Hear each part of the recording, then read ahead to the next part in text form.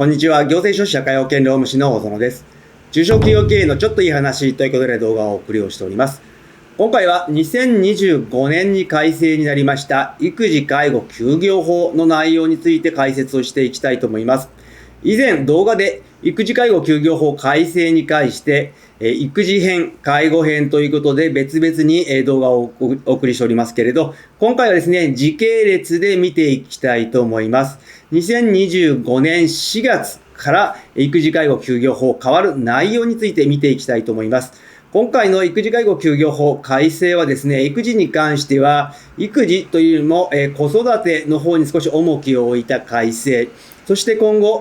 より大きな課題となってきます介護に関しても改正が加えられているといった状況になっております。今回の概要ですけれど、育児介護休業法、頻繁に改正が行われておりますので、まずは育児介護休業法の改正の流れについて見ていきたいと思います。そして2025年改正をざっと全部で11項目あるんですけれど、そちらを見ていった上で2025年4月改正、全部で9項目ありますけれど、そちらの内容について簡単に解説をした上で最後に注意点とまとめという形になります。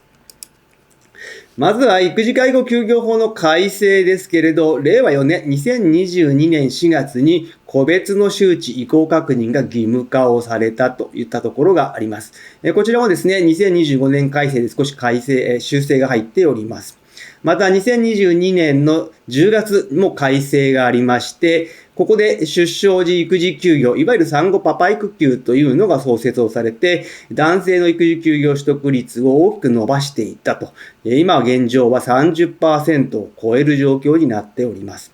また、育児休業の分割取得もできるようになり、より子育てがしやすくなってきたといった状況になっております。そして2023年、令和5年4月はですね、一部の企業だけになりますけれど、男性の育休取得率の公表義務化ということで、対象になる会社が従業員数1001名以上の会社という形になり、こちらもですね、2025年改正で変更になっております。では、2025年の育児介護休業法の改正はどういった内容なのかになりますけれど、ざっと項目だけ出してみますと全部で11項目。このうち、丸1から丸9に関しては2025年4月に関わるもの。そして、丸10、丸11に関しては2025年の10月からに関わるものになります。今回はですね、1番から9番に関してざっと見ていきたいと思います。まずですね、この看護休暇の見直しというのがあって、所定労働時間の制限、残業免除の対象拡大ですね。そして短時間勤務制度、3歳未満の場合は入れなければいけませんけれど、できない場合の代替措置を取る場合にテレワークが追加をされている。また育児のためのテレワークも導入。そして育児休業取得状況の公表義務の対象拡大。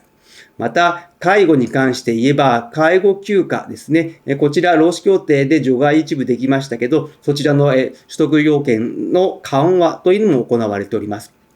そして、介護離職防止のための環境整備と、介護離職防止のための個別周知と意向確認というのも進められています。また、介護においてもですね、テレワークの導入というのが進められてきた上で、そして2025年10月からは柔軟な働き方を実現するための措置。こちらがかなり多くの会社で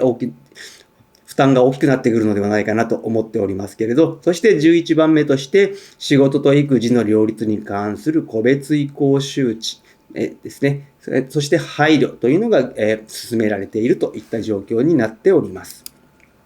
では、2025年4月にどのような改正、義務、もしくは努力義務が課されているのかと言いますと、まずはこの看護休暇の見直し、こちらに関しましては対象範囲が拡大をされて、小学校入学式から小学校3年生までとなっている。そして取得自由に関してもですね、今までは病気、怪我、予防接種等だったんですけれど、今後はですね、入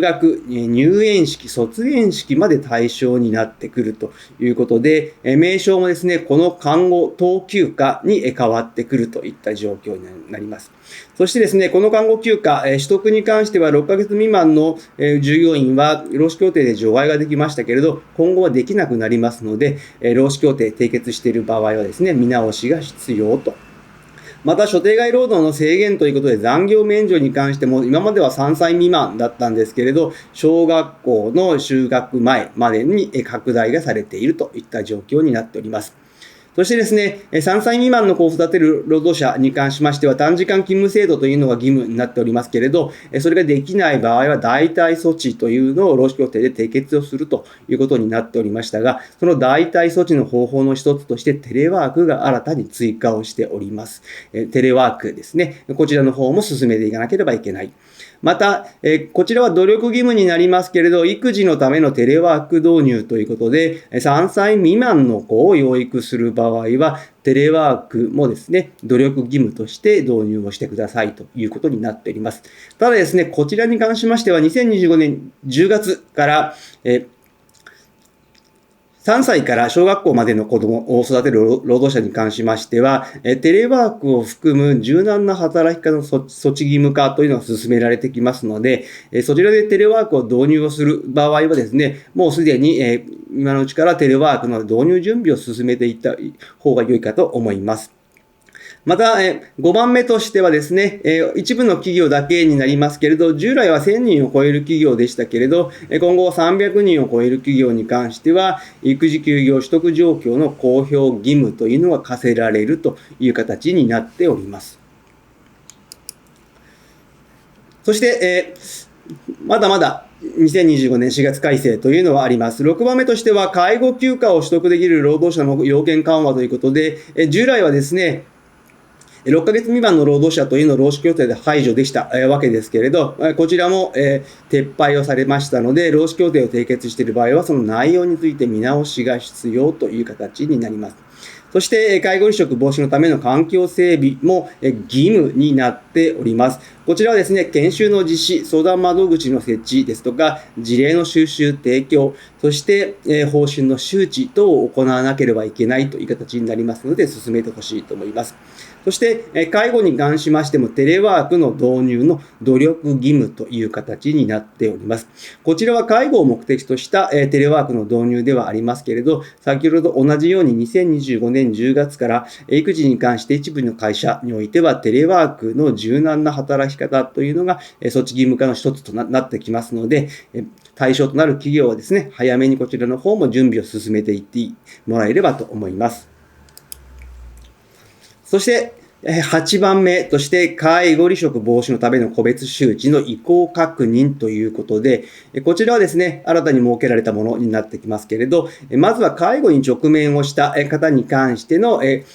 個別の周知と意向の確認をしなければいけない。こちらはですね、育児で従来行っていたものの介護版という形になりますけれど、その他に介護に関してはですね、40歳等での情報提供というのも義務化をされてくる。やはりですね、40歳を超えて介護を直面する方が多くなってくるというところもありますし、介護保険適用という形で一区切りという形になりますので、やはりですね、労働者が40歳に達する日に属する年度、もしくは労働者が40歳に達する日の翌日から1年間のいずれかにおいて、介護に関する情報提供をしなければいけないことになりますので、こちらもですね、忘れずに行ってください。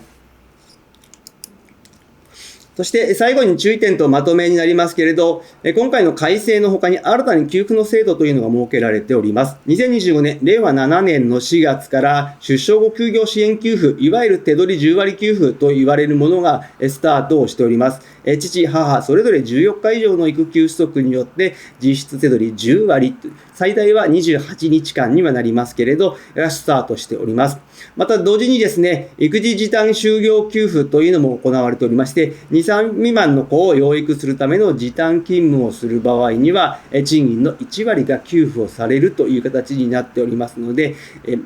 育児から復帰をして、職場復帰をした場合もですね、短時間勤務を行った場合、その場合のですね、給付というのも進められてくるという形になっております。今後はですね、男性も家事・育児を手伝うというイクメンではなく、男性・女性ともに家事・育児を行うという共育という段階に入ってきております。厚生労働省もですね、イクメンという言葉から共育という言葉に変えてきております。企業側も意識を変えて労働環境整備を進めていってほしいと思います。今日の内容が明日からの経営にちょっとだけ役に立つことを願っております。ご視聴ありがとうございました。それではまた次回。